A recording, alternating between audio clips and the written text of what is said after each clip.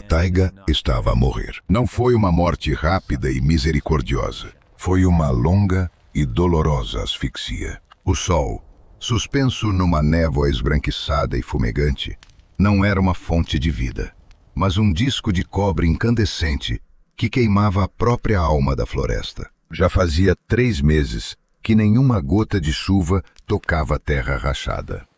O musgo, normalmente macio e elástico como uma esponja, transformou-se em um pergaminho seco e frágil, que se desintegrava em pó sob qualquer pata. O ar não cheirava a pinha e a seiva, cheirava a fumo e poeira. Em algum lugar distante, atrás da cordilheira, já havia um incêndio.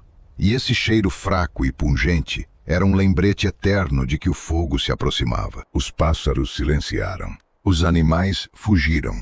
Mas nem todos. Aqueles que eram muito velhos, muito fracos ou muito teimosos, ficaram. E agora todos eles estavam unidos por um instinto primitivo e avassalador. A sede. Toda a complexa e multifacetada vida da taiga, toda a sua cadeia alimentar, resumia-se a um único ponto: ao riacho. Ele era o último. Onde antes corriam torrentes violentas e geladas, agora, num leito profundo e sulcado por rugas de lama, corria um fio fino e sujo. Já não era água. Era um líquido quente e turvo, com cheiro a lodo e morte, mas era umidade. E todos se concentravam nessa umidade. O predador e a presa esqueceram seus papéis. A lei da selva foi abolida. Ela foi substituída pela lei da seca. Foi para esse riacho, no auge do calor do meio-dia, que 2 se dirigiram. O primeiro a sair do denso e seco arbusto de framboesas foi ele, o alce.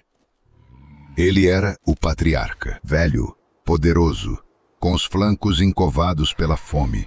Carregava sua coroa, chifres largos, pesados e já cobertos de veludo, como um fardo. Cada passo era um esforço. As suas enormes narinas, normalmente úmidas, estavam secas e rachadas. A sua língua estava pesada e espessa. Ele caminhou até a água durante 3 dias, guiado apenas pela memória. Era a personificação de um poder antigo e em extinção. E no mesmo instante, do outro lado, ele pisou silenciosamente na pedra aberta. Um lobo. Ele era um exilado, jovem, mas já coberto de cicatrizes, com um pedaço de pelo arrancado no flanco. Ele era um lobo solitário. Ele foi expulso da alcateia, e agora era uma sombra, um fantasma, condenado a morrer de fome. Ele era magro. Seus olhos amarelos brilhavam febrilmente. Para ele, o alce era tudo ao mesmo tempo. Um inimigo mortal que ele temia e um alimento inatingível, com o qual ele só podia sonhar. Mas agora, o alce não era nem uma coisa nem outra. Era apenas mais um ser vivo à beira da água. Eles ficaram parados. O mundo parou. 10 metros de leito lamacento separavam-nos. 10 metros e 1 milhão de anos de instintos. O alce, respirando com dificuldade, olhou fixamente para o lobo. Nos seus olhos escuros havia um desprezo secular pelo predador. Mas agora não havia medo neles, apenas um cansaço infinito. Ele era grande demais para temer um único lobo, mas fraco demais para gastar energia com a ameaça. O lobo se abaixou no chão. Seus lábios tremeram, expondo os caninos, mas o rugido ficou preso na garganta seca. Ele não via o alce. Ele via uma montanha de carne que não podia pegar. Ele via o dono da floresta, que poderia matá-lo com um único golpe de casco. A tensão pairava no ar escaldante, vibrando como uma corda esticada. Era um impasse clássico. Inimigos mortais, apanhados de surpresa na última fonte de vida. A lei do sangue exigia uma batalha, mas a lei da seca, mais antiga e mais cruel, exigia beber. A sede venceu.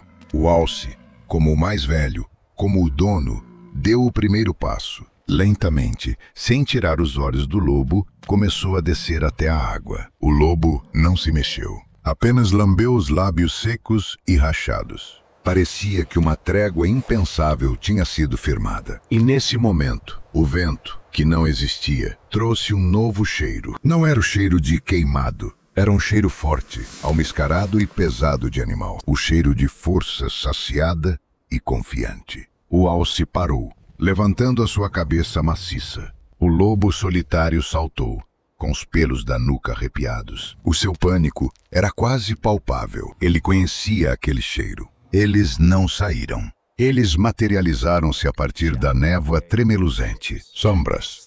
5 sombras. Bando. Eles não estavam exaustos. Eles eram uma máquina. 5 corpos magros e musculosos, movendo-se como um só. À frente estava ele, o líder experiente. Enorme, moreno, com costas grisalhas e olhos frios, amarelos como gelo. Ele foi quem expulsou o lobo solitário. O líder parou numa colina, avaliando a cena. E algo que, em um humano, poderia ser chamado de sorriso, apareceu em seu rosto. O quadro era perfeito. Um presente dos deuses da seca. Não era apenas um alce. Era um alce velho e exausto, encurralado perto da água. Uma presa fácil, que alimentaria a matilha por uma semana. Mas esse era apenas o prêmio principal. Havia um segundo. O olhar do líder deslocou-se para o lobo solitário, para o traidor, para o concorrente, para aquele que ousou desafiá-lo. E agora ele estava ali, encurralado entre a matilha e o alce, numa armadilha perfeita. O líder não emitiu nenhum som. Ele apenas moveu lentamente a cabeça. Era uma ordem silenciosa. O bando começou a dispersar-se. Eles não corriam. Eles caminhavam. 2 contornaram o alce, cortando-lhe o caminho para a floresta. Os outros 2 começaram a mover-se lentamente em direção ao lobo solitário. Eles não estavam apenas a caçar o alce. Eles estavam a caçar os 2. O lobo solitário percebeu isso na mesma hora. Ele não tinha chance. Se corresse para a floresta, eles o alcançariam. Se jogasse na água, eles o pegariam na margem. Se atacasse o alce, a matilha o despedaçaria enquanto ele estivesse ocupado. Ele estava morto. O alce também percebeu. Ele soltou um rugido grave e gutural e bateu com a pata dianteira na pedra. Ele se preparava para sua última batalha. Ele sabia que não sairia vivo dela, mas não pretendia morrer sozinho. E então o lobo solitário tomou uma decisão. Foi uma decisão tomada não pela lógica, mas por puro e primitivo desespero. Ele estava entre 2 mortes. Uma rápida, causada pelos cascos do alce. A outra longa e humilhante, causada pelas presas da sua antiga família. Ele fez o que ninguém poderia esperar. Ele deu meia volta. Ele virou-se completamente, de costas para o alce. Cometeu um ato de confiança impensável e suicida, expondo a sua coluna desprotegida ao impacto de 800 quilos de pânico e força. Ele virou-se de frente para a manada, e ele rosnou. Não era o rugido de um exilado, era o rugido de um guerreiro a escolher de que lado morrer. Ele preferiu morrer lutando contra aqueles que odiava, em vez de contra aqueles que simplesmente temia. O líder ficou perplexo por um momento, mas apenas por um momento. Com um latido curto e furioso, ele deu a ordem. E os 2 lobos mais próximos do solitário lançaram-se ao ataque. O alce observava. O seu enorme cérebro, enevoado pela dor, não conseguia processar o que estava a acontecer. O lobo, seu inimigo, estava a 3 metros, de costas para ele, e preparava-se para lutar com os outros lobos. Ele poderia matá-lo naquele momento. Um único golpe com a pata e a espinha do solitário se partiria. Ele poderia fugir. Enquanto a matilha dilacerava o traidor, ele teria alguns segundos preciosos para se esconder na floresta. Ele não fez nenhuma das 2 coisas. Talvez tenha visto nos olhos do solitário o mesmo desespero que pulsava no seu próprio coração. Talvez tenha simplesmente percebido que agora tinham um inimigo comum. No momento em que 2 lobos da matilha saltaram sobre o solitário, o mundo explodiu. O lobo solitário encontrou o primeiro, agarrando-o pelo pescoço. Era uma bola furiosa e cega de dentes e pelo. Mas o segundo lobo já estava a aproximar-se por trás, mirando a coxa. E nesse segundo, o alce soltou um rugido. Não era um gemido, era um rugido estrondoso, ensurdecedor, bíblico, de fúria. Ele não fugiu. Ele atacou. As suas patas dianteiras, pesadas como martelos de ferreiro, voaram pelo ar, e caíram sobre o segundo lobo. Ouviu-se um estrondo nauseante e úmido. O lobo guinchou uma vez e silenciou, com a coluna vertebral partida. O lobo solitário, atordoado, recuou. A matilha ficou imóvel. O líder rosnou, sem acreditar no que via. O alce, a sua presa, não fugiu. Ele protegia o lobo. O lobo solitário, respirando com dificuldade, recuou, e as suas costas encostaram-se no flanco peludo do alce, que cheirava a pântano e medo. Eles ficaram de costas um para o outro. Um bastião inimaginável, impossível. Um alce gigantesco, batendo com as patas e rugindo, impedindo os lobos de se aproximarem. E encostado ao seu lado, um lobo solitário, mostrando os dentes e atacando com fúria qualquer um que ousasse passar por baixo do ventre do gigante. Era um massacre. O alce pisava e batia. O lobo rasgava e mordia. Eles eram um só, duas ódio, fundidos numa defesa furiosa. O bando não estava preparado para isso. Eles vieram para caçar, não para guerrear. O líder, que recebeu um corte profundo no ombro do solitário, foi o primeiro a perceber isso. Essa presa era muito cara. Ele soltou um uivo curto, furioso e entrecortado, um sinal para recuar. E tão rapidamente quanto apareceram, eles desapareceram. Dissolveram-se na névoa empoeirada, levando consigo o ferido e deixando o corpo do seu companheiro sobre as pedras. Silêncio. Seguiu-se um silêncio ainda mais pesado e denso do que antes. Ele ressoava nos ouvidos. Estava impregnado com o cheiro de sangue, adrenalina e almíscar. O alce respirava com dificuldade. Os seus flancos subiam e desciam como um fole de ferreiro. Dos seus lábios escorria saliva misturada com sangue.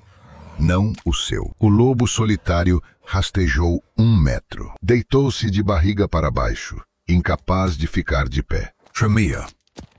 O seu flanco estava dilacerado, mas estava vivo. Eles olharam um para o outro. 1 metro os separava. A união foi dissolvida. O acordo foi cumprido. Eles voltaram a ser o alce e o lobo. Inimigos mortais. O olhar do alce era turvo. O olhar do lobo, cauteloso. Não havia gratidão neles. Não havia compreensão. Apenas uma lembrança pesada e comum do horror vivido. Reconhecimento.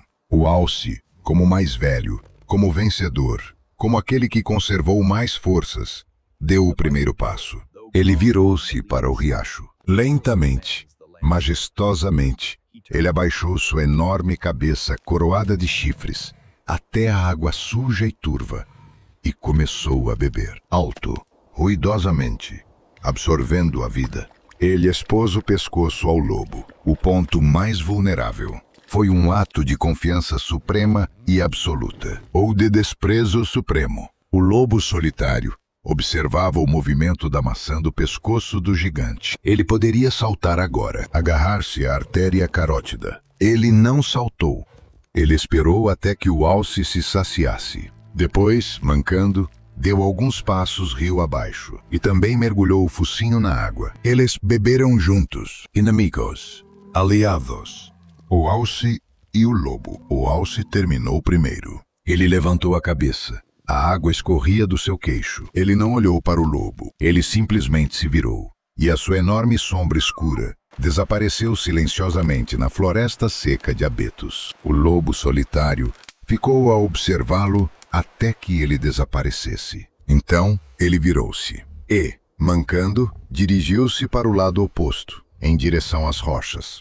A trégua no bebedouro tinha acabado. A lei da seca deu lugar à lei do sangue. Mas naquele dia, durante 10 minutos terríveis, ambas foram revogadas.